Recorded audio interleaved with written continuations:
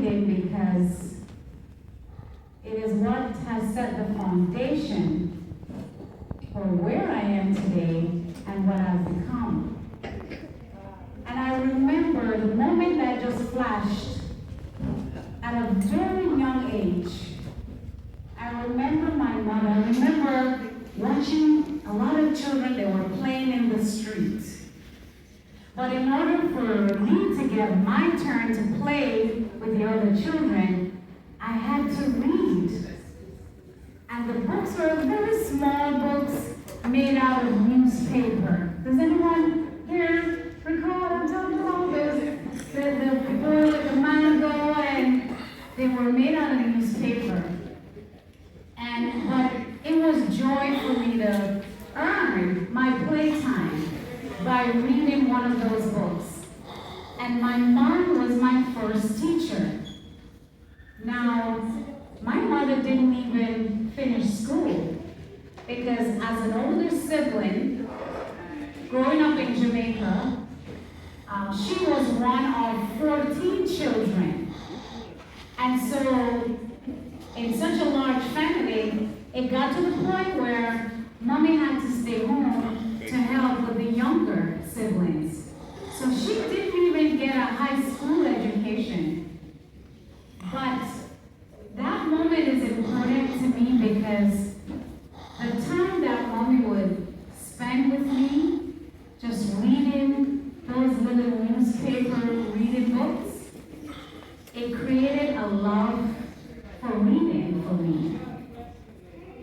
And so, by just reading, I read signs everywhere I go. What do we do when we read? We are developing our brain. We are developing our intellect. We are learning words. And as we grow, we begin to expand and combine more words and words on top of words. And eventually, you can be anything if you read. Anything you want to be.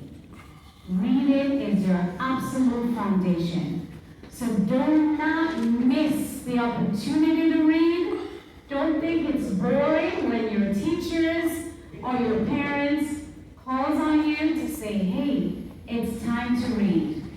Don't frown on it. It is a foundation that we all need. And we're never too old. So if you meet someone who is an adult or an older child, you have to be the one to remind them, hey, it's never too late to learn to read.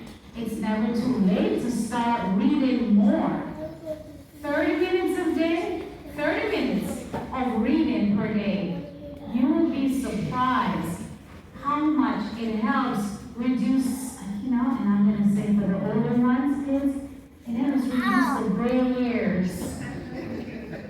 30 minutes of reading. So, all of us here, I want to encourage you, whether you're reading with the children or doing your own reading, at least 30 minutes a day spent reading. It's time with you, and you get to choose something to read and continue to grow. So today, I have something special I want to share with you.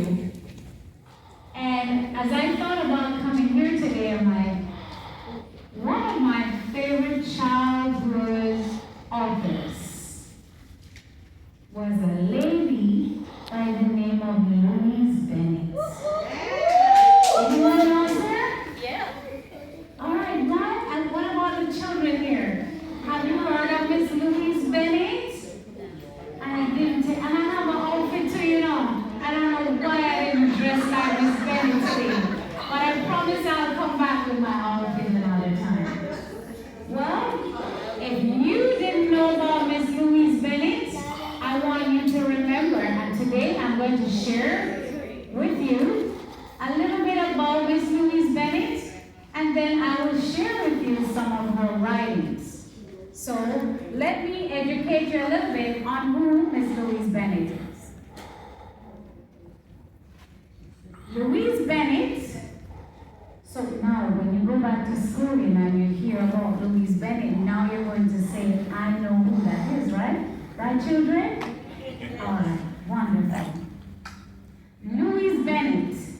So now we're going to have to put on the right accent, because can anybody guess where Louise Bennett was from? Jamaica. Jamaica. So we're going to put on the Louise Bennett accent today, okay?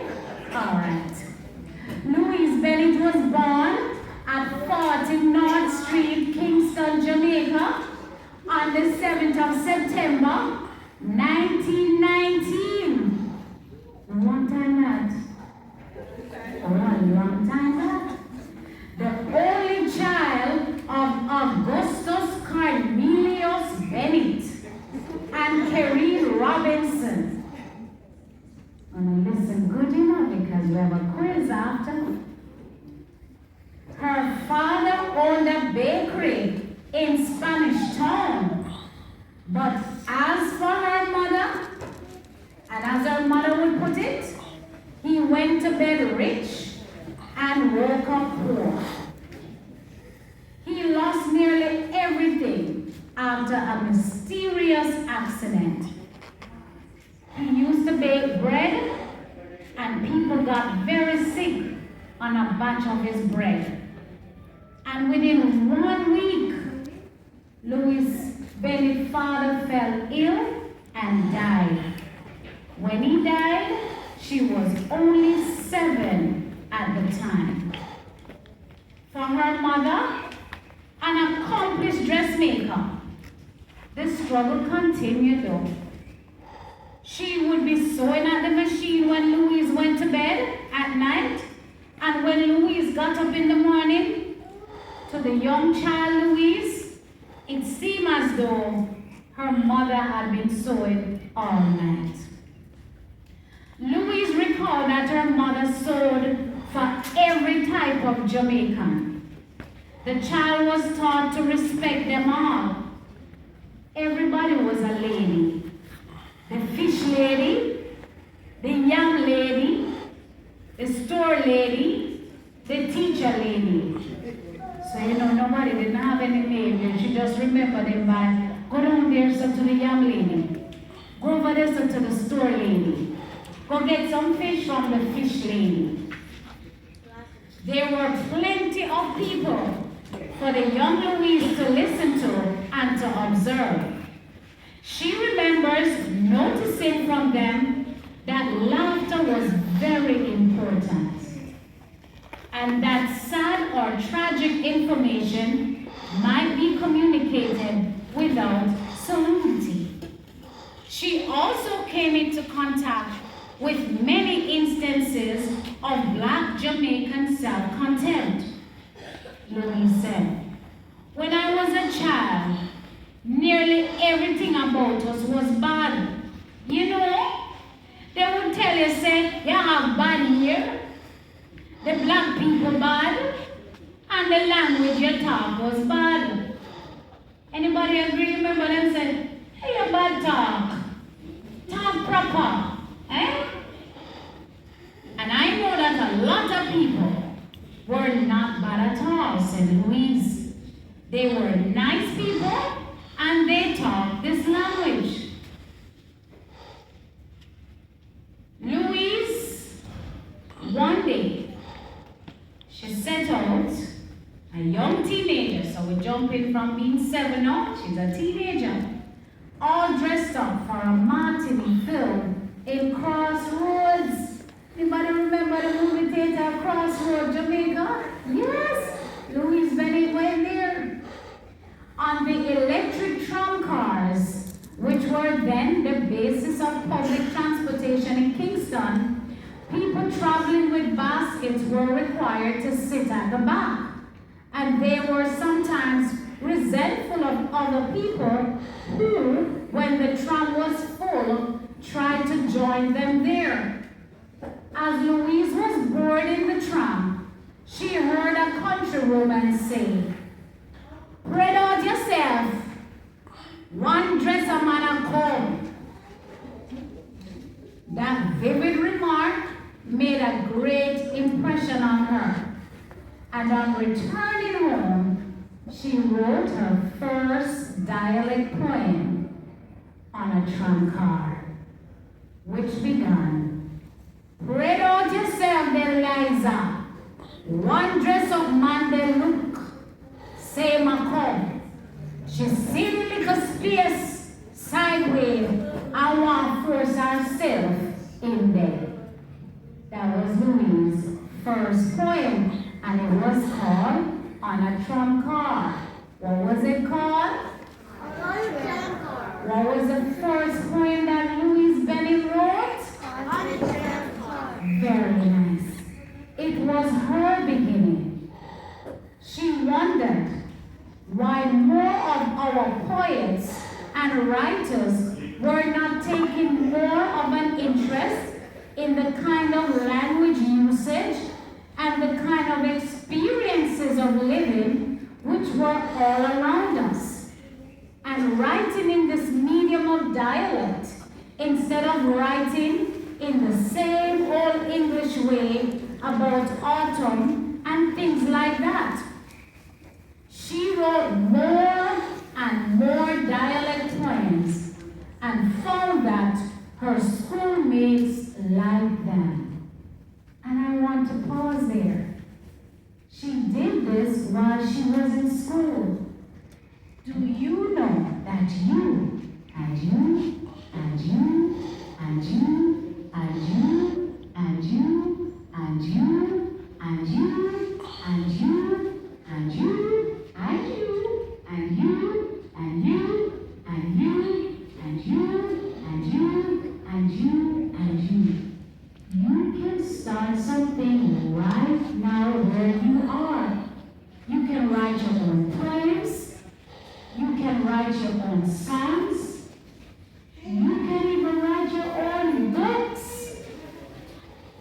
At this tender age, when you come to Literacy Day, when you have something that you write in class, even if it's a short story, you can start publishing. You are living in a time where technology, the computer, the internet allows you to do so much more. So my question for you today is, where will you begin? And what will you begin with? You have something you want to share? Come on. Come and share with me. Who wants to answer the question? Say your name first, tell us which school you attend, and share with us. Good evening, everybody. Good afternoon. Good afternoon. My name is Tamara Spence, and I go to Hoyle Elementary. And sometimes in my free time, I used to make little comic books, and I have them in a folder in my closet at home. I have 8 comic books that I wrote, and they're all about different comic books that I have at home. And I actually started one about FGTV, and me and my cousin both liked that show because he had got a book about the first one, which was FGTV at the time, and then I remembered some parts of that, so I did my first comic book. And then after now I have some dogman books, and so I draw some little comics about it.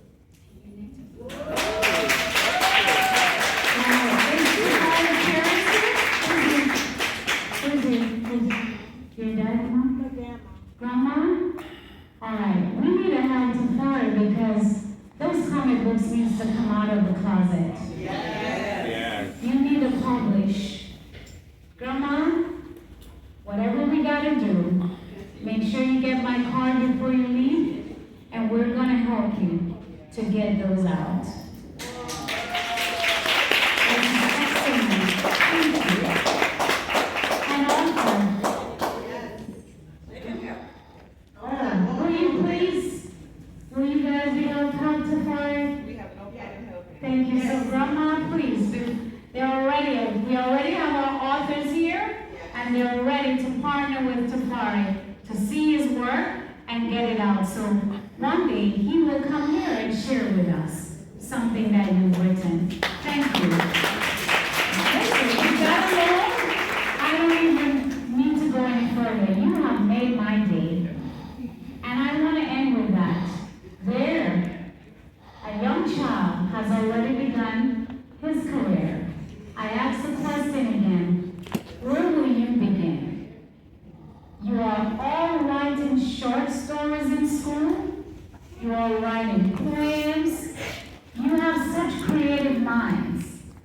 You can draw. Some of you like to speak. Some of you like to act things out. This is a place and an opportunity where you get to showcase your talent. And that is literacy. Literacy is not just about taking a book and be able to read that book. Literacy is using every part of you. Your hands, your feet, your eyes, your mind, your body. Literacy is about you creating and enjoying the things that you create.